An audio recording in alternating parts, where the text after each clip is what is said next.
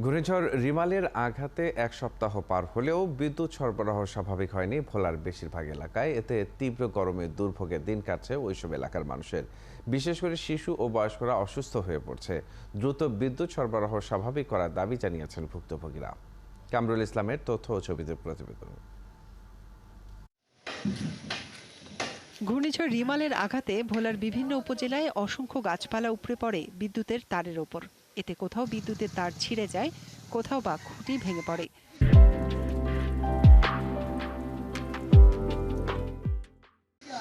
যে কারণে পুরো জেলায় 2 দিন বন্ধ থাকে বিদ্যুৎ সরবরাহ। এরপর থেকে বিদ্যুৎ সরবরাহ স্বাভাবিক করার কাজ শুরু হলেও বেশিরভাগ এলাকা এখনও বিদ্যুৎবিহীন।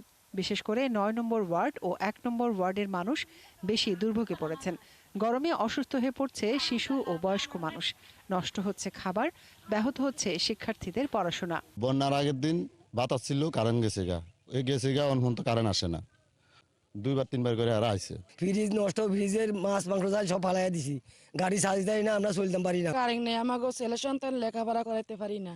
তারপর ঘরে বাতি আলো কিছুই নেই। আমরা এখন অন্ধকারে আছি।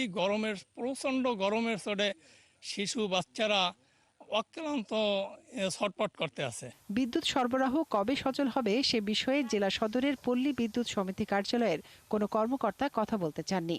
তবে লালমোহন উপজেলার পল্লী বিদ্যুতের এজিএম জানান, বিদ্যুতের কিছু লাইনে ত্রুটি আছে, যেগুলো ঠিক করার কাজ চলছে। যতটুকু লোকবল তা নিয়ে আমরা সারাদিন কাজ করেছি। এমনও হয়েছে যে আমরা সকাল 7টায় বের হয়ে রাত 12টায় অফিসে ফিরছি, বাসায় ফিরছি। তো এইভাবে কাজ করতে করতে এখন আমাদের মোটামুটি সব লাইনই চালু, আলহামদুলিল্লাহ।